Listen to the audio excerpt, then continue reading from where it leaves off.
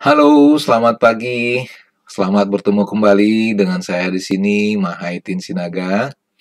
Kali ini kita masih melanjutkan materi kita dari akuntansi biaya, yaitu penentuan biaya proses. Kalau sesi sebelumnya, kita membuat laporan biaya proses atau menentukan biaya proses itu dengan asumsi tidak ada persediaan barang dalam proses di awal periode. Tapi kali ini kita mau membahas bagaimana menentukan biaya proses dan membuat laporan biaya produksi apabila persediaan barang dalam proses itu ada di awal periode. Tentu ini jadi masalah karena ada persediaan barang dalam proses tentu membutuhkan waktu untuk diproses lebih lanjut dan tentu juga membutuhkan biaya, ya. Mungkin biaya tenaga kerja ataupun overhead, ya, itu yang harus dikeluarkan lagi untuk menjadikannya menjadi barang jadi. Baik, adik-adik, kita ke materi, ya. Kalau sesi sebelumnya, saya sudah membuatkan ada suatu skema, ya, bagaimana kita membuat laporan biaya produksi, ya, laporan biaya produksi. Kalau minggu atau sesi sebelumnya kita membuat laporan biaya produksi apabila tidak ada barang dalam proses di awal periode. Kali ini kita masuk apabila ada barang dalam proses di awal periode, ya. Kalau untuk persediaan barang dalam proses di akhir periode, mungkin ini tidak terlalu sulit. Kita lompat langkah menjadi menghitung laporan biaya produksi apabila di akhir periode ternyata masih ada barang dalam proses, ya. Oke, karena ini berbicara barang dalam proses awal, tadi sudah saya katakan masih membutuhkan waktu lagi untuk memproduksi lebih lanjut atau untuk menyelesaikan dan membutuhkan biaya juga. Secara akuntansi ada dua cara, ya, ada dua cara bagaimana menentukan biayanya.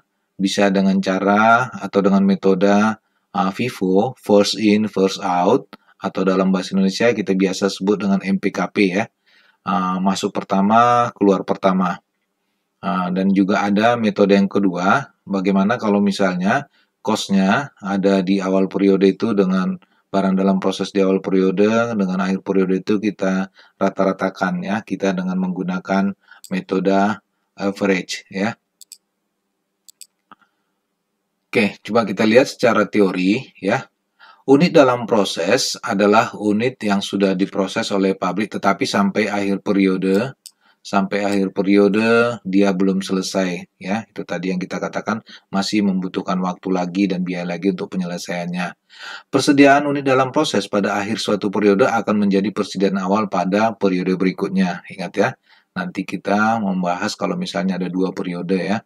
Kalau dua periode, periode pertama ini masih ada tersisa persediaan barang dalam proses di akhir periode, tentu itu menjadi persediaan awal di periode berikutnya, ya. Oke, dalam suatu periode, di samping melanjutkan pemrosesan terhadap persediaan unit dalam proses awal, suatu departemen juga memproses unit yang dimasukkan ke dalam proses pada periode tersebut, ya. Oke, setelah unit-unit diproses oleh suatu departemen, sejumlah unit selesai, barang jadi maksudnya, setelah unit selesai diproses dan ditransfer ke departemen berikutnya, atau kita sering sebut dengan persediaan barang jadi, ya, siap untuk dijual, dan sejumlah unit masih dalam proses pada akhir periode dan sebagian masih ada di akhir periode, ya. Biaya produksi yang harus dipertanggungjawabkan di suatu departemen dalam suatu periode apabila departemen tersebut mempunyai persediaan unit dalam proses awal terdiri atas dua unsur, ya. Yang pertama itu biaya yang terjadi pada periode sebelumnya yang sudah dibebankan persediaan unit itu, ya, sudah ada biaya sebelumnya dan biaya yang ditambahkan, ya, karena dia belum selesai tentu ada penyelesaiannya lebih lanjut, itu mungkin ada biaya tenaga kerja ataupun overhead, ya, yang harus ditambahkan untuk menjadi barang jadi, ya. Oke, untuk menghitung biaya produk, kedua unsur biaya tersebut dibebankan ke unit produk yang dihasilkan oleh departemen tersebut ya, yaitu unit produk selesai dan unit produk dalam proses pada akhir periode. Oke, seperti saya katakan tadi, ada dua ya, ada dua metode yang kita pakai. Kita bisa pilih salah satu. Kita bisa menggunakan average method ataupun kita bisa menggunakan first in, first out. Ya. Oke, baik adik-adik. Sekarang kita coba menghitung atau membuat laporan biaya produksi itu kalau dia satu departemen dengan asumsi ada persediaan barang dalam proses di awal periode. Oke, kalau kita lihat secara skema fisik pembuatan proses manufaktur, ada bahan atau bahan baku itu diproses di pabrik, kemudian dia menjadi barang jadi yang siap untuk dijual ya. Oke, di sini bahan tentu ada biaya bahan nanti di sini. Kemudian di pabrik itu ada tenaga kerja yang mengerjakannya dan ada biaya-biaya overhead yang harus dikeluarkan, katakanlah biaya listrik, biaya yang lain-lain ya.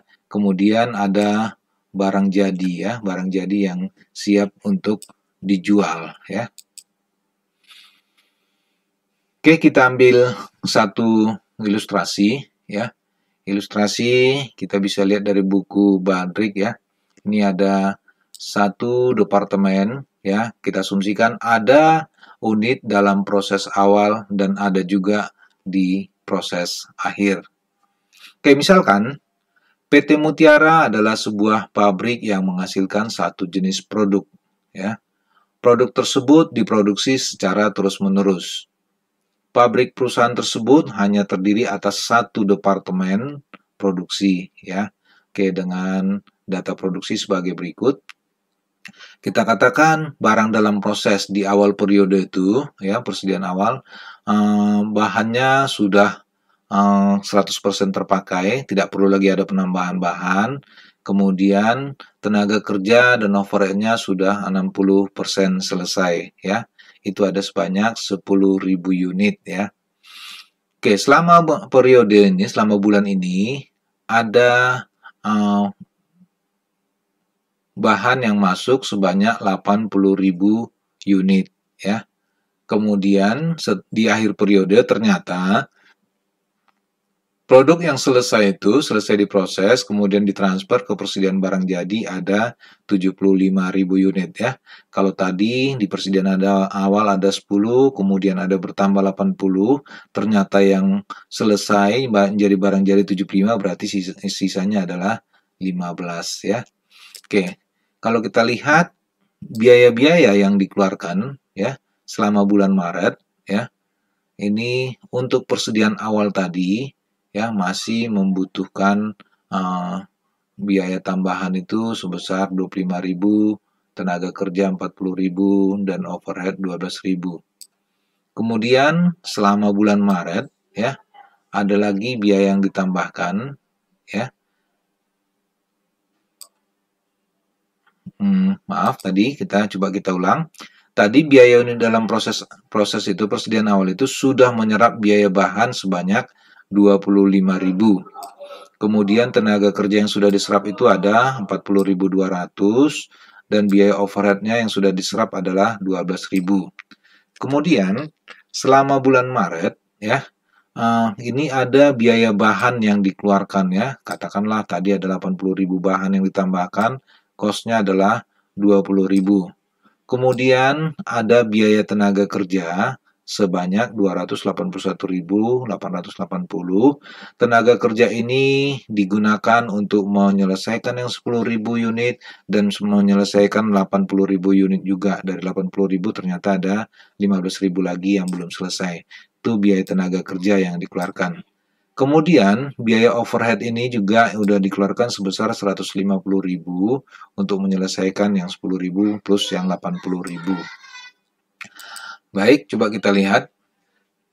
Kalau tadi karena kita mengasumsikan ada persediaan awal di barang dalam proses, ya. Tentu ini membutuhkan biaya atau membutuhkan waktu untuk memproses lebih lanjut, ya. Ada dua cara atau dua metode. Yang pertama, kita menggunakan metode rata-rata, ya. Coba kita lihat dengan menggunakan metode rata-rata untuk satu departemen, ya.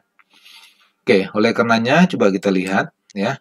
Tadi di awal sudah disebutkan bahwa ada 10.000 unit persediaan dalam proses di awal produksi, ya. Dengan proses penyelesaian sudah menyerap bahan 100%, tenaga kerja yang diserap 60%, dan overhead yang diserap itu ada sebanyak 60% juga. Kemudian di dalam bulan ini ada bertambah sebanyak 80.000 unit, ya. Oleh karenanya ada sebanyak 90.000 unit yang siap untuk dikerjakan atau diproduksi selama bulan ini. Dan ternyata, ya, dari 90.000 unit ini yang sudah selesai itu ada sebanyak 75.000 unit, ya.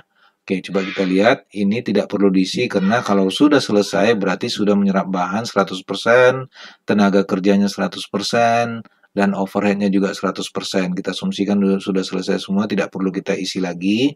Itu sebanyak 75.000 unit, ya. Kemudian yang tersisa adalah 15.000 unit lagi. Ini belum selesai, ya. Karena ini belum selesai, coba kita lihat, dia overheadnya sudah menyerap 40%, ya. Tenaga kerja yang serap sudah 80%, tetapi bahannya dia sudah terpakai keseluruhannya, ya. Oke, karena ini 75.000 berarti ada sisanya 15.000 lagi, ya. Oke, kalau kita lihat, ya, perhitungan tadi masukkan input, ya. Sebelumnya ada 10.000 unit, ya. Kemudian masuk 80.000 berarti ada 90.000 siap untuk diproduksi, ya. Sementara yang selesai ada sebanyak 75.000 unit berarti sisanya ada sebanyak 15.000 unit lagi, ya.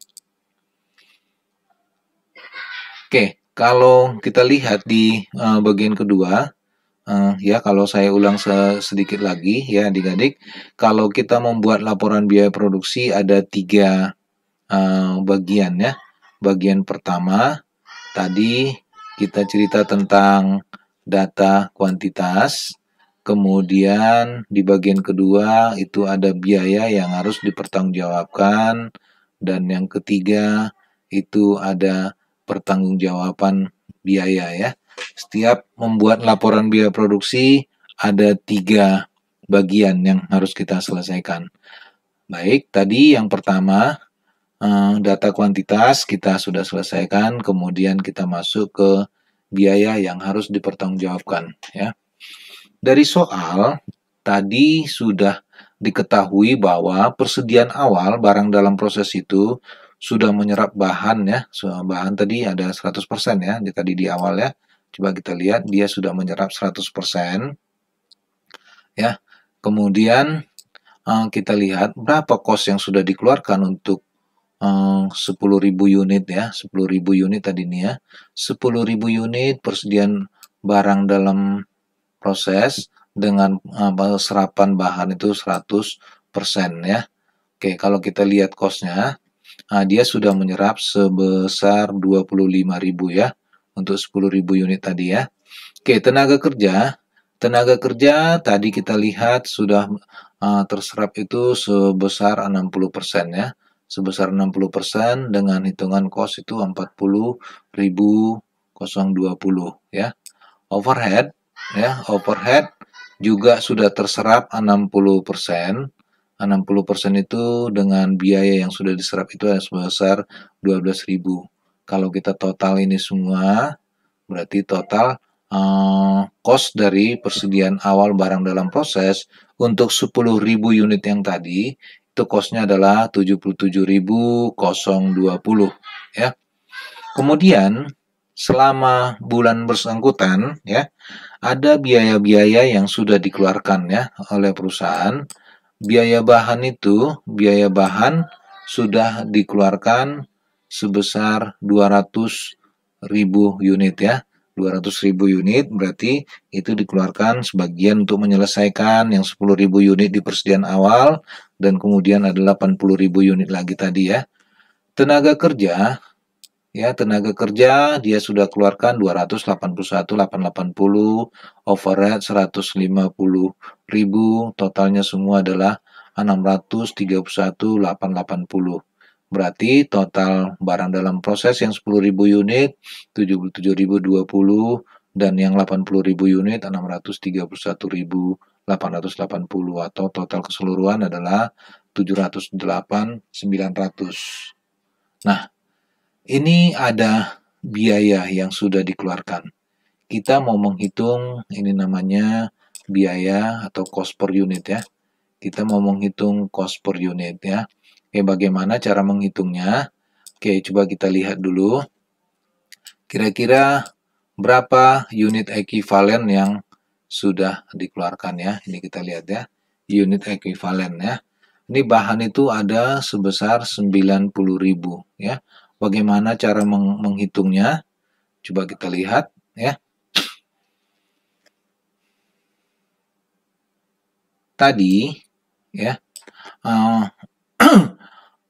sebagian dari produk itu ada yang sudah menjadi barang jadi sebanyak 75.000 unit ya. 75.000 unit ya. Dia sudah menyerap bahan itu tadi sebanyak 100% ya.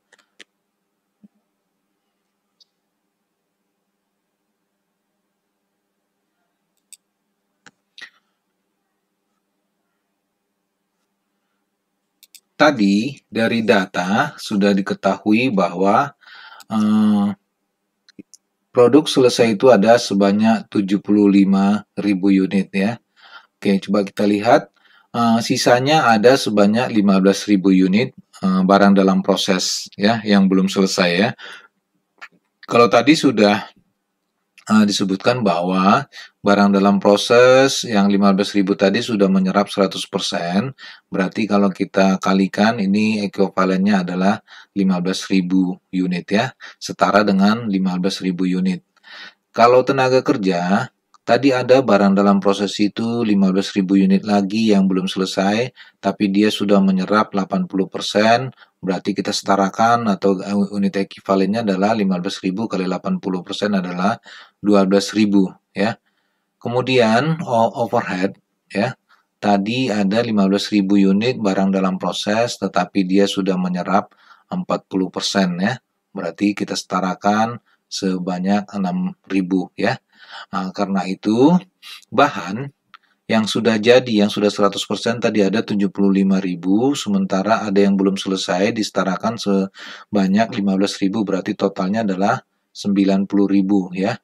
Kalau tenaga kerja tadi yang sudah selesai 75.000 atau 100% dia 75.000, sementara ada 15.000 lagi yang belum selesai dengan konsumsi atau serapan 80%, berarti ada 12.000. Kalau kita total berarti dia setara dengan 87.000 unit ya.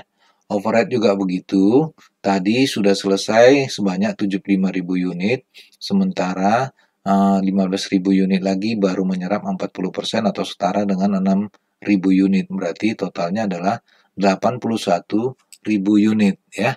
Oke, ini tadi bahan 90, tenaga kerja 87, dan overhead 81 ya. Kalau begitu, kita bisa menghitung biaya per unitnya ya. Kita bisa menghitung biaya per unit. Kalau tadi bahan yang sudah dikeluarkan sebanyak 200, itu setara dengan 90.000 unit yang diproduksi selama bulan bersangkutan, berarti ini rata-ratanya adalah 2,5 rupiah per unit ya. Tenaga kerja sudah mengeluarkan 281.880, setara dengan 87.000 unit, berarti 281.880 bagi 87.000 unit, berarti rata-ratanya adalah 3,7 rupiah per unit Dan begitu juga dengan overhead yang sudah dikeluarkan 150.000 unit untuk 81.000 unit ekuivalen, berarti cost per unitnya adalah Rp2. Dengan demikian total keseluruhannya adalah 8,20 ya. Tolong perhatikan ini jumlah biaya total keseluruhannya adalah 708.900 ya. Ini harus dipertanggungjawabkan dan angka ini harus sama dengan yang dipertanggungjawabkan ya. Baik adik-adik, coba kita lihat ya yang dipertanggungjawabkan ya.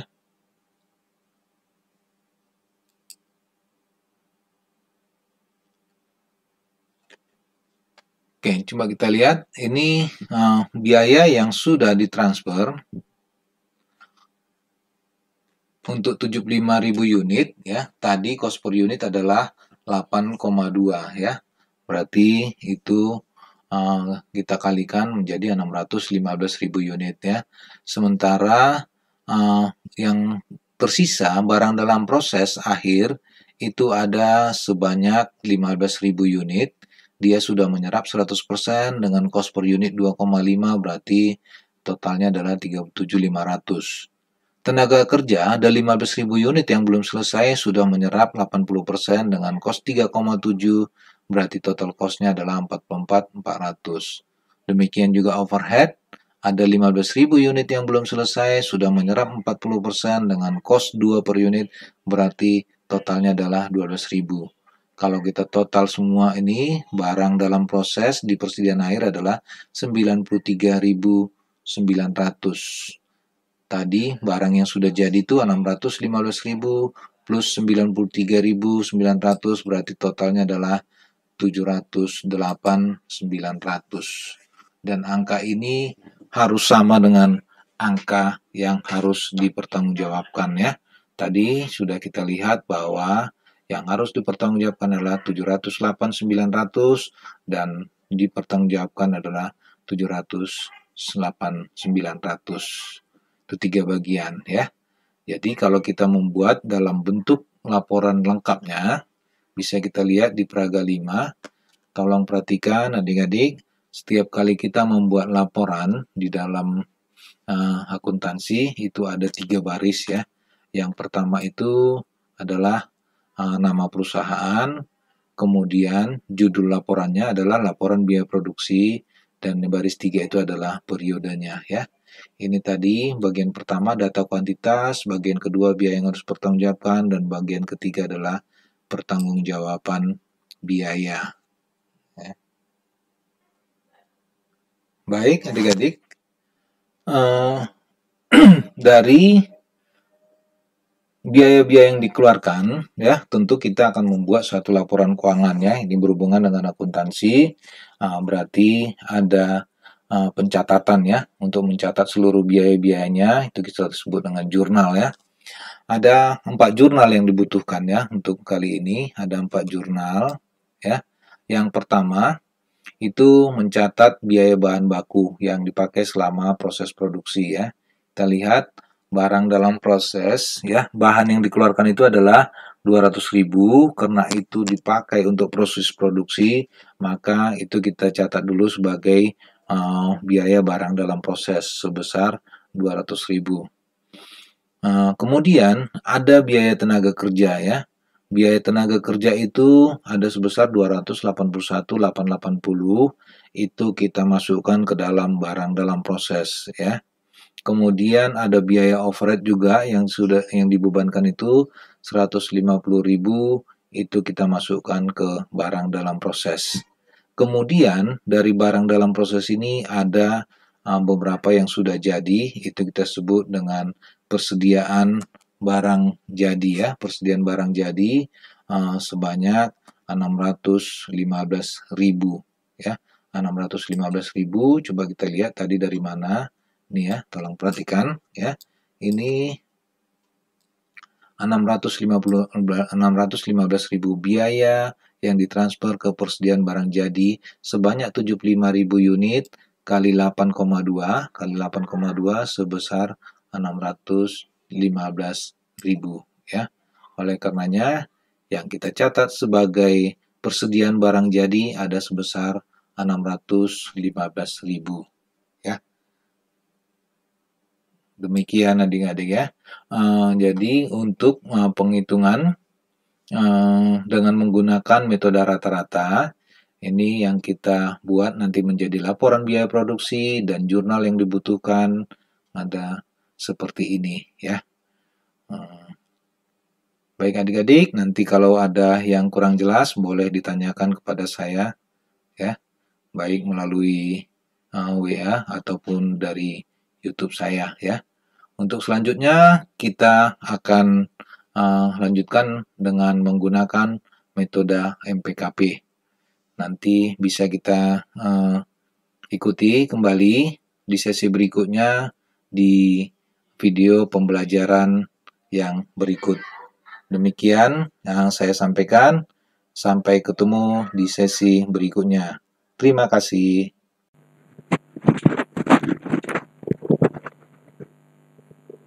Terima kasih telah menonton video saya. Klik like and share pada video ini bila video ini bermanfaat bagi adik-adik sekalian sebagai alat bantu dalam proses belajar mengajar, khususnya di bidang akuntansi. Dan jangan lupa support channel ini dengan cara menekan tombol subscribe dan tombol lonceng agar channel ini semakin berkembang dan semakin banyak orang yang terbantu dengan video pembelajaran ini.